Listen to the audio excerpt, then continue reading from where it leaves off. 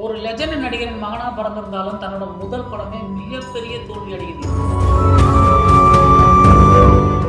ரசிகர்களின் எதிர்பார்ப்பு, அப்பாவுடன் ஒப்பீடு இவற்றையெல்லாம் தாண்டி தமிழ் சினிமாவில் தனக்கென ஒரு நிலையான இடத்தை பிடிக்கும் போராடும் நடிகர் தான் கேப்டன் விஜயகாந்தோட மகன் சண்முக பாண்டியன்.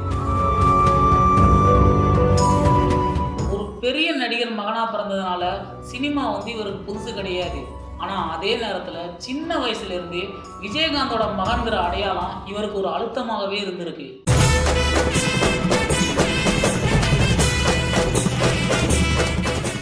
சண்முக பாண்டியன் 2018ஆம் ஆண்டு வெளியான சகாப்தம் படம் மூலியமா தமிழ் சினிமாவுக்கு அறிமுகமாயிருந்தாரு.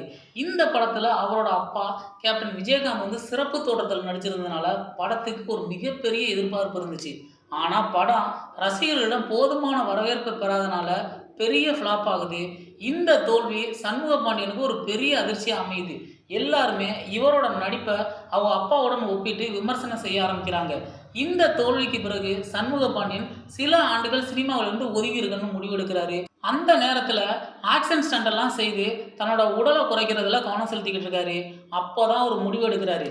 நம்ம காப்பியாக இருக்கக்கூடாது, நமக்குன்னு ஒரு ஐடென்டிட்டியை உருவாக்கணும்னு சொல்லி ஒரு முடிவு எடுக்கிறாரு. அதுக்கு அப்புறம் 2018ஆம் ஆண்டு மதுரை வீரன் படம் மூலமாக தமிழ் சினிமாவுக்கு மறுபடியும் ரீஎன்ட்ரி கொடுக்குறாரு. இந்த படம் அவரோட வாழ்க்கையில் மிகப்பெரிய திருப்பு முனையாக அமைஞ்சிச்சு. சண்முக பாண்டியன் இந்த படத்தில் ஒரு முழு கிராமத்து கதாநாயகனாகவே மாறி இருந்தார். அப்போ தான் எல்லாருக்கும் ஒரு விஷயம் புரியுது, இவர் விஜயகாந்த் மாதிரி நடிக்கலை, சண்முக பாண்டியன் மாதிரி நடிக்கிறாருன்னு சொல்லிட்டு. அதுக்கப்புறம் பார்த்தீங்கன்னா கேப்டன் விஜயகாந்துக்கு உடல்நலக்குறைவு சரியில்லாதனால ஆஸ்பத்திரியில் அனுமதிக்கிறாங்க.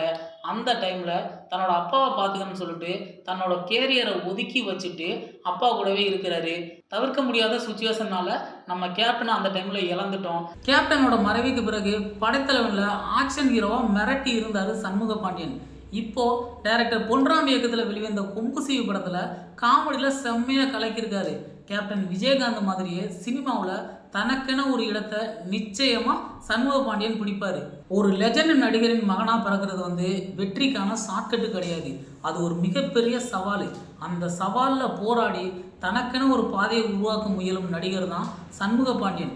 சண்முக பாண்டியன் நடித்த படத்தில் உங்களுக்கு எந்த படம் ரொம்ப பிடிக்கும்? சண்முக பாண்டியன் விஜயகாந்த் மாதிரி ஜெயிக்கணும்னு யாரெல்லாம் ஆசைப்பட்டீங்கன்னு சொல்லி கமெண்ட் செக்ஷனில் பதிவு பண்ணுங்கள். பாய் பாய்.